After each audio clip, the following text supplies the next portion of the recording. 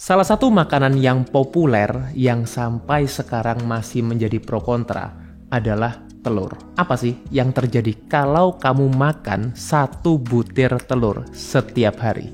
Simak setelah yang satu ini.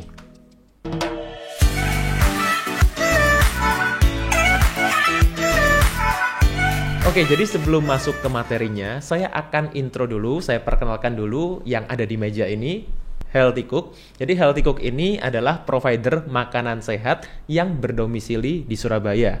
Jadi ada cateringnya, juga ada cemilan-cemilan sehatnya juga. Spesialisasinya Healthy Cook ini adalah personalized healthy catering.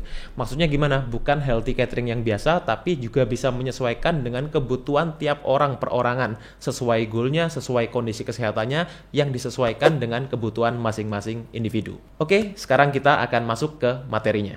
Halo Sobat Sehat, jumpa lagi bersama dengan saya Dr. Hans di channel kesayangan kita SB30 Health episode Panas, panduan nutrisi tanpa sensor. Kali ini saya akan bahas mengenai apa sih yang akan terjadi di dalam tubuh kita atau apa yang kita alami kalau kita itu makan telur satu butir setiap hari. Nah, sebelumnya saya juga mau infokan ke Sobat Sehat, saya punya suatu gerakan campaign-nya namanya adalah Sehat Tanpa Obat. Nah, caranya ikutannya adalah salah satunya, ini bukan salah satunya, memang caranya adalah dengan makan satu butir telur tiap hari. Gimana cara ikutannya, apa aja yang akan kalian dapetin kalau kalian ikutan campaign ini, kalian bisa langsung cek di link description atau di komen, nanti akan saya taruh di sana. Nah, tapi kita akan bahas dulu mengenai apa sih efeknya kalau kita itu makan telur ya satu butir tiap hari. Nah, tentunya di sini saya akan bahas dulu mengenai kandungan nutrisi dalam satu butir telur ayam.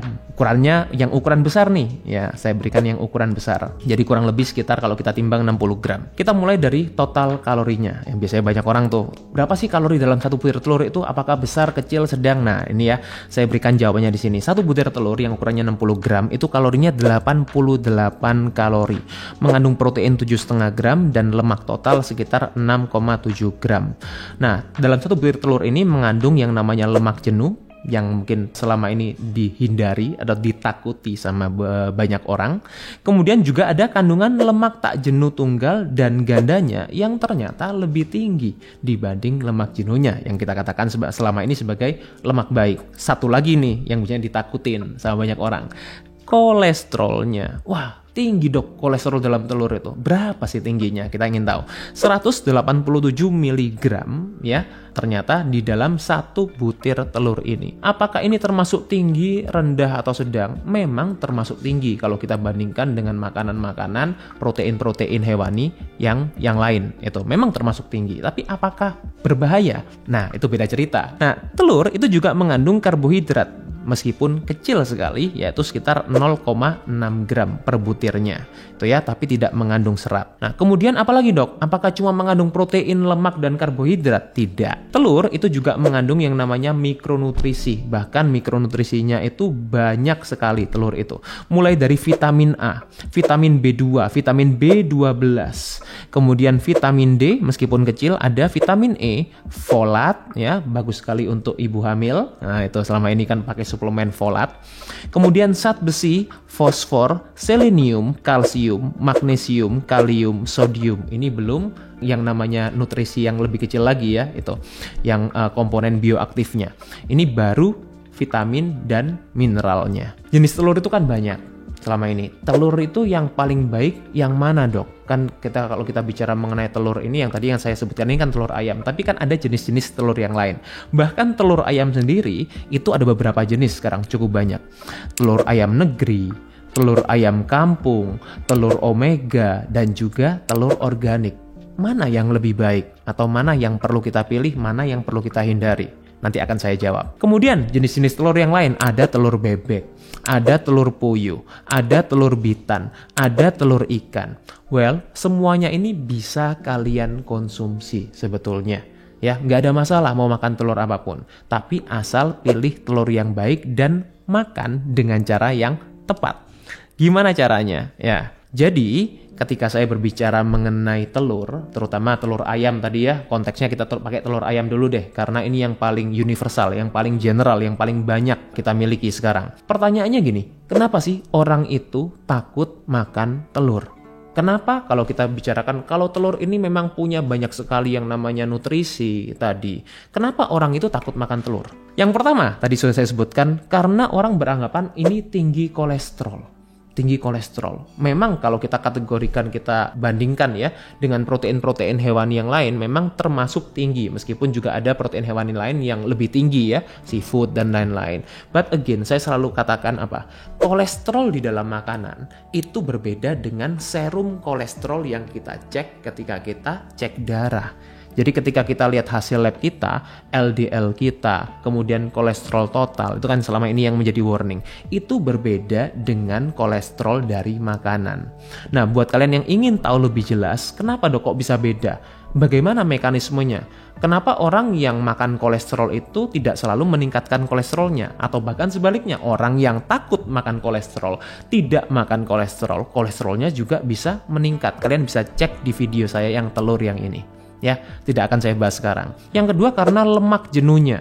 Jadi berpikir, oh ini ada kandungan lemak jenuh, ini lemak jahat. Nah, buat yang masih berpikir bahwa lemak jenuh itu lemak jahat, bisa tonton video saya yang ini. Ya, saya juga udah bahas bahwa lemak jenuh itu bukan lemak jahat. Kemudian, orang takut makan telur karena apa? Karena alergi. Nah, ini beda cerita. Ya, mungkin kalau makan telur gatal-gatal, kalau makan telur mengalami masalah-masalah autoimun dan lain-lain itu. Nah, itu beda cerita ya. Kemudian jerawat atau bisul. Ini sampai sekarang juga masih menjadi suatu kepercayaan bahwa kalau makan telur ini bisa bikin jerawat, bisa bikin bisul dan lain-lain. Nah, itu juga. Kemudian juga tinggi fosfor, terutama biasanya ini diperhatikan pada pasien-pasien yang sudah mengalami gagal ginjal stadium lanjut. Jadi tidak bisa makan makanan yang tinggi fosfor, perlu hindari telur juga karena dianggap ini tinggi fosfor. Tidak akan saya bahas sekarang, mungkin next time akan saya bahas. Di sini saya ingin menyampaikan 5 fakta telur yang kalian perlu tahu. Ya, buat yang belum tahu tentunya. Nah, ternyata telur itu punya kandungan asam amino esensial yang hampir lengkap. Itu. Jadi nilai biologisnya ini tinggi sekali nih kalau kita berbicara. Selama ini kan orang mencari telur salah satunya adalah untuk mendapatkan sumber protein. Protein itu tidak semuanya sama. Protein hewani, protein nabati. Ini kalau kita mau bagi secara ini ya, secara garis besar ya, nabati, hewani gitu.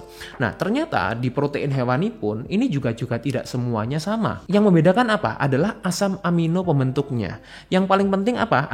Tentunya adalah asam amino esensial karena ini tidak bisa diproduksi oleh dalam tubuh kita sendiri. Perlu kita dapatkan dari luar. Dan telur adalah salah satu makanan ya yang punya asam amino esensial yang hampir lengkap. Bayangin ini, hampir lengkap gitu ya. Yang kedua, ternyata protein ini setelah kita masuk di dalam tubuh kita itu kan akan dipecah dulu, ya kan? Dipecah oleh asam lambung kita menjadi asam amino. Kemudian akan diserap, kemudian setelah diserap baru digunakan. Ya, untuk apa? Untuk membentuk jaringan-jaringan tubuh kita. Kulit kita, kuku kita, rambut kita, semuanya itu terbentuk dari protein. Artinya apa? Ini bukan sekedar dari seberapa banyak protein yang kalian masukkan, tapi juga seberapa banyak yang bisa diserap, kemudian seberapa besar yang bisa digunakan. Nah, itulah yang kita sebut sebagai net protein utilization. Berapa besar protein yang dapat digunakan untuk diubah menjadi jaringan tubuh kita selain otot. Ya, jadi kalau kita ngomong protein ini bukan cuma otot, banyak sekali. Telur, faktanya ini punya net protein utilization yang terbaik setelah ASI. Ya, jadi yang terbaik dari semua makanan memang betul ASI. Tapi kan kalau kita udah dewasa, masa konsumsi ASI kan ya enggak ya. Jadi telur ini adalah yang nomor 2 terbaik dan selisihnya hanya 1% terpaut dari ASI.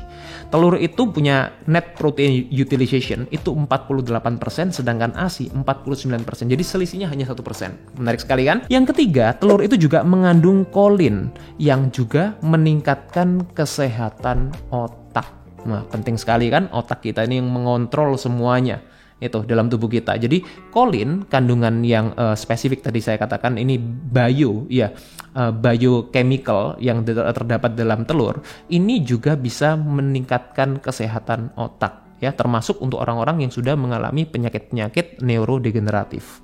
Kemudian juga telur itu tidak, ya, ini tidak meningkatkan risiko penyakit jantung dan, pembuluh, bukan pembuli ya, pembuluh darah itu.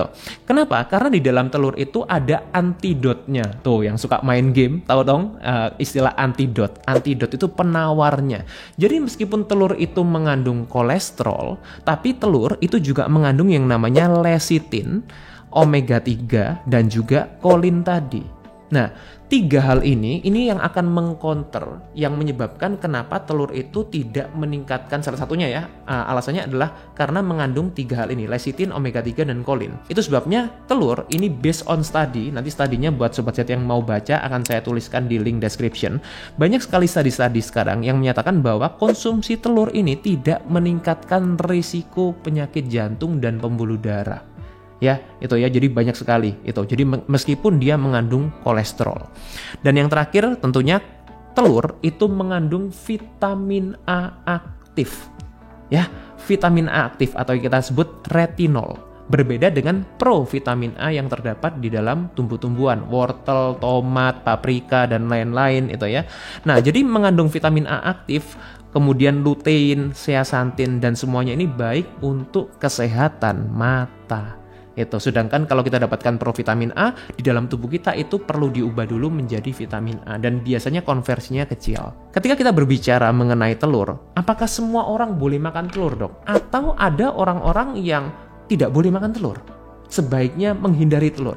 Ada jawabannya. Jadi memang telur ini bukan untuk semua orang ya. Jadi siapa aja, Dok, yang sebaiknya tidak makan telur? Oke, saya berikan 3 nih ya. 3 orang ya, 3 kelompok orang yang sebaiknya tidak makan telur. Yang pertama adalah orang yang mengalami alergi. Alergi ini berbeda dengan intoleransi ya. Jadi orang yang mengalami alergi atau intoleransi dengan telur ini memang sebaiknya tidak makan telur. Nah, saya akan sampaikan beberapa fakta ya mengenai alergi, tidak terlalu panjang, tenang aja. Jadi alergi itu berkaitan dengan protein. Makanya dia selalu berkaitan dengan yang namanya imunoglobulin. Kalau memang orang ini mengalami alergi, tentunya dalam arti berarti alergi ini berkaitan dengan imunoglobulinnya, itu bisa dites. Ya, jadi ada tesnya untuk orang-orang yang punya masalah alergi. Nah, intoleransi itu tidak berkaitan dengan imunoglobulin. Jadi ini berbeda ya, tadi saya katakan antara alergi dan intoleransi. Meskipun biasanya pengalaman saya, kebanyakan pasien yang punya alergi dengan telur itu justru bukan alergi dengan kuningnya, tapi justru alergi dengan bagian putihnya. Itu, kebanyakan seperti itu justru yang saya temukan ya dari hasil tesnya itu. Nah, jadi orang yang mengalami alergi intoleransi tentu perlu untuk menghindari, tapi jangan pakai feeling, jangan pakai insting, dites. Kemudian yang kedua, siapa yang sebaiknya tidak makan telur? Orang yang vegan tentunya ya. Karena apa? Vegan beda sama vegetarian. Kalau vegetarian masih boleh konsumsi telur, kalau vegan memang tidak konsumsi produk hewani sama sekali, termasuk telur. Yang ketiga adalah ya orang yang tidak suka telur. Itu beda cerita ya. Kalau memang nggak suka telur, bener-bener memang nggak suka rasanya, lihat itu fobia telur atau gimana, ya udah nggak harus makan telur ya. Kalian bisa cari sumber-sumber nutrisi yang lain yang bisa menggantikan yang ada yang di dalam telur. Gimana sih, Dok, cara memilih telur yang baik? Tadi kan saya udah sebutkan jenis telur itu macam-macam. Kalian bisa makan telur apapun ya, kecuali kalau yang memang dalam arti punya preference tertentu, boleh-boleh aja ya kita pilih telur yang mana. Tapi telur itu ya, untuk kita bisa memilih telur yang baik itu ada 3 syarat nih yang saya berikan. Yang pertama, pilih dari produsen yang jelas. Jadi, apakah kita harus beli telur di supermarket, Dok? Di swalayan yang mahal, di tempat-tempat yang mungkin yang mewah, yang megah, dan lain-lain? Enggak kok, enggak. Kalau kalian bisa mendapatkan supplier yang baik, misalnya dari peternakan, kalian tinggal di daerah pedesaan, kalian mungkin tinggal di daerah pinggiran kota yang ada peternakannya dan lain-lain, kalian tahu produsennya yang jelas, bagaimana dia mengembangbiakkan ayam itu, boleh sekali Ya, kalau ini ngomong telur ayam ya, itu boleh sekali kalian konsumsi dari produsen yang jelas. Itu yang pertama. Ya, kalau kita dapatkan di perkotaan, kita sulit mendapatkan dari peternakannya langsung, ya ini beda cerita. Ya. Nah, yang kedua adalah lihat tanggal kadaluarsanya. Ya, ini kalau kita udah beli di swalayan yang udah kemasan dan lain, lihat tanggal kadaluarsanya, ini penting. Kemudian yang ketiga adalah pilih telur. Ya, ini telur yang mana dok? Yang baik, yang organik. Yang organik, ini yang saya sarankan. Telur yang organik itu apa sih? Ya, pertama, bebas antibiotik. Kemudian yang kedua, cage free. Cage free itu apa? Beda dengan free range. Ya, cage free itu apa? Lepas kandang, benar-benar lepas kandang. Ini yang kita katakan yang dulu disebut telur ayam kampung. Meskipun sekarang telur ayam kampung banyak yang diternak, tapi konteks ayam kampung yang sebenarnya dulu ya, itu adalah yang lepas kandang, bisa makan apa saja. Jadi tidak dikurung gitu ayamnya, tapi dia bisa lari-lari cari makan sendiri, makan cacing, makan biji-bijian dan lain-lain, karena ayam itu omnivora juga, ya. Dan tentunya juga salmonella free. Ini juga penting ya. Jadi kalau kalian memang beli yang kemasan, cari yang organik, yang punya ini ya, yang punya 3 requirement ini, 3 syarat ini. Bebas antibiotik, cage free, salmonella free. Nah, kemudian sekarang cara konsumsinya gimana? Nah, jadi sumbernya udah oke, dapetin telur yang oke. Cara konsumsinya gimana dok? Yang sehat, yang benar. Nah, ini ya saya berikan 5. Yang pertama adalah makan telur utuh. Ya, sekali lagi, kalau tadi yang saya katakan punya kandungan nutrisi ini semua itu, justru kandungannya terdapat di kuningnya. Nah, bukan berarti kalian makan kuningnya aja, ya, makan telur utuh. Tuhan itu menciptakan telur itu seperti itu dengan suatu alasan. Kita perlu konsumsinya utuh, jangan dibagi-bagi, dibuang kuningnya, dimakan putihnya doang. Nggak seperti itu, ya. Kalau kita mau mendapatkan nutrisi yang optimal dari telur itu, kita mendapatkan manfaat kesehatan, itu kita makan utuh, yang pertama. Yang kedua, jangan digoreng. Nah, digoreng ini deep frying ya konteksnya ya, karena kalau kita bilang goreng ini beberapa orang mungkin tidak memahami goreng itu yang kayak gimana sih dok? Ya meskipun harusnya paham ya. Itu tapi goreng yang saya maksud di sini adalah deep frying atau dipanaskan dengan suhu yang terlalu tinggi. Terlalu tinggi itu berapa? Terlalu tinggi itu adalah maksimal 175 derajat Celcius. Itu meskipun ini juga tergantung dari ini ya alat yang digunakan, tapi yang saya sarankan secara umum tidak lebih dari 175 derajat Celcius. Yang ketiga, kalau mau menggunakan minyak boleh dok, boleh ya, tapi jangan deep frying tadi itu yang saya katakan, dan gunakan minyak yang unrefined. Nah, sekarang kalau kita bicara mengenai minyak ini kan banyak sekali jenisnya. Ya, kita dapatkan di minimarket, supermarket, dan lain-lain, marketplace, dan lain-lain. Cari minyak yang tanpa melalui proses bleaching, deodorizing, ya, degumming, dan lain-lain itu tadi. Nah, ketika minyak itu melalui proses yang panjang, yang kita katakan sebagai refined oil, ya, yang pabrikan, yang dalam arti ini ya, melalui proses yang panjang tadi, bleaching dan lain-lain itu tadi, deodorizing dan lain-lain. Nah, itulah yang dikatakan minyak yang refined. Nah, kemudian minyak yang unrefined seperti apa? Contoh, kita katakan extra virgin olive oil, virgin coconut oil gitu ya. Karena kalau kita bilang minyak kelapa itu juga ada yang refined, ada yang dia yang virgin. Itu pilih itu untuk memasak. Tidak perlu terlalu banyak ya, gunakan sedikit aja secukupnya. Kemudian yang keempat, kombinasikan dengan nutrisi yang lain. Tentunya ini juga penting ya, bukan cuma makan telur sepanjang hari gitu, tapi kita juga perlu kombinasikan dengan nutrisi-nutrisi lain yang penting, seperti serat, kemudian sumber protein yang lain, kemudian juga sumber lemak yang lain, itu juga perlu kita dapatkan ya, kombinasi itu penting. Yang kelima adalah pilih bumbu rempah yang natural ya. Jadi jangan gunakan saus-saus kemasan buat masak telur. Kan Indonesia ini kaya dengan rempah-rempah, jahe, ketumbar, kunyit, bawang merah, bawang putih, bawang bombay. Nah, itulah yang kita gunakan untuk masak. Kita kreatif boleh, ya, kita dalam arti punya selera makan yang berbeda boleh, tapi gunakan bumbu-bumbu yang rempah yang natural, itu yang saya sarankan ya. Nah, jadi kesimpulannya gimana dok? Ya, apa yang terjadi kalau kita makan telur tiap hari? Ini yang terjadi kalau kamu makan telur tiap hari. Yang pertama, kamu akan punya konsentrasi dan fokus yang baik, karena telur itu mendukung fungsi kognitif otak. Bahkan untuk orang-orang yang sudah punya masalah neurodegeneratif yang tadi saya sampaikan. Yang kedua, kamu akan punya jantung dan pembuluh darah yang sehat. Ingat, sesehat apa kita tergantung juga paling besar kontribusinya dari pembuluh darah kita dan jantung kita yang memompa darah juga itu. Yang ketiga, kamu juga akan punya kulit yang glowing. Ingat tadi ya, nutrisinya itu banyak sekali dan itu juga berkontribusi terhadap kesehatan kulit kita, termasuk vitamin A tadi. Kemudian yang keempat, punya mata yang sehat. Tadi ada kandungan lutein, zeaxanthin, itu juga mendukung kesehatan mata juga. Ya, terutama untuk orang-orang yang mungkin sudah punya masalah-masalah udah lansia dan lain-lain, katarak, itu juga sangat bagus. Dan yang kelima adalah tentunya punya daya tahan tubuh yang baik, menjaga imunitas kita. Ya, untuk orang-orang yang mungkin sering sakit, dikit-dikit pilek, dikit-dikit flu, dikit-dikit infeksi, virus, dan lain-lain. Nah, telur ini juga bisa memberikan daya tahan tubuh yang baik. Ya, nah jadi itu semuanya adalah yang bisa kamu dapatkan, bukan cuma ini, tapi ini yang 5 yang saya sebutkan yang paling besar yang bisa kita dapatkan manfaat ketika kita makan 1 butir telur aja tiap hari. Tapi bukan berarti nggak boleh makan lebih ya, boleh aja makan lebih. Yang penting kita tahu kebutuhan kita dan kondisi kesehatan. Semoga video ini bisa bermanfaat, dan buat sobat sehat yang mau ikutan campaign ya, telur saya itu sehat tanpa obat, boleh cek lagi di link description dan di komen. Thank you, semoga bisa bermanfaat. Stay fit and stay healthy. Cara konsumsinya gimana? Nah, jadi sumbernya udah oke, dapetin telur yang oke. Cara konsumsinya gimana dok? Yang sehat, yang bener. Nah ini ya, saya berikan 5. Yang pertama adalah makan telur utuh. Ya, yang kedua, jangan digoreng. Nah, digoreng ini deep frying ya konteksnya ya, dan gunakan minyak yang unrefined. Nah, kemudian yang keempat, kombinasikan dengan nutrisi yang lain. Tentunya ini juga penting ya. Dan yang kelima adalah pilih bumbu rempah yang natural. Ya,